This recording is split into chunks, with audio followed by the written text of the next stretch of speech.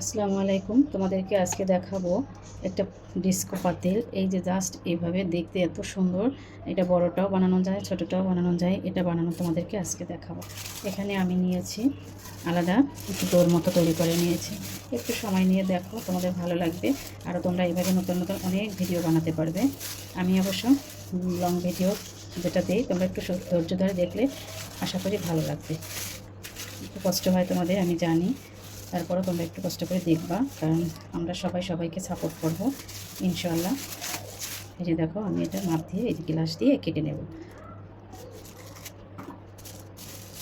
এখন আমি যে তোমার ছোটো ফ্রাই প্যান আকারে কড়াই হবে, আমি কি করব, এটার উপরে দিয়ে এভাবে এই যে এভাবে হাতের সাহায্যে এভাবে চাপ দিয়ে ছোট্ট একটি বাটির মতো করে নেব। এটা তোমাদের বাসায় যদি ছোট্ট কোনো গ্লাস থাকে, তোমরা সেই গ্লাসটা দিয়ে সুন্দর করে এভাবে একটি বাটির মতো করে এভাবে নিতে পারো। একদম সহজ। তোমরা এভাবে ছোট ছোট ফ্রাই প্যান বানালে কার না ভালো লাগে বলো?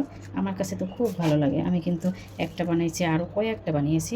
এগুলো আমি পরবর্তীতে যখন দেশে যাব তখন এগুলো পড়াবো। এখন অবশ্য পড়ানোর জায়গা নেই, তো তাই পরবর্তীতে আমি এটা ইচ্ছা করলে এটা তোমরা রান্নাও করতে পারবে। দেখতে ছোট লাগে কিন্তু রান্নাও করতে পারবে, কারণ পোড়ানোর পরে তার সমস্যা নেই। হ্যাঁ, এই যে দেখো আমার বাটিটা কেমন হয়েছে। এখন আমি এটা 2 ঘন্টা রেস্টে রেখে দেবো। হ্যাঁ, এই যে দেখো 2 ঘন্টা রেস্টে রাখার পরে এটা কিন্তু সুন্দর একটা বাটির মতো হয়ে গেছে। হ্যাঁ, এখন করতে হবে কি, এটার সাইড থেকে আমি কিন্তু এটা রেস্টে রাখতে পারিনি, তোমাদের দেখাবো তাই। এটা কিন্তু সাইড থেকে সুন্দর করে কেটে নিতে হবে। এই যে দেখো, ঠিক এভাবে সুন্দর একটি কড়াই হবে, ফ্রাই প্যানের মতো দেখতে, কিন্তু এরকম সুন্দর হবে। তবে একটু অপেক্ষা করো, আমি পরের ভিডিওতে দেখাবো, তোমরা রাগ করো না। কারণ একভাবে দেখাতে এখন গেলে ভেঙে যাবে। আমি চেষ্টা করেছিলাম কিন্তু পারিনি, কারণ হয়েছে সম্ভব না।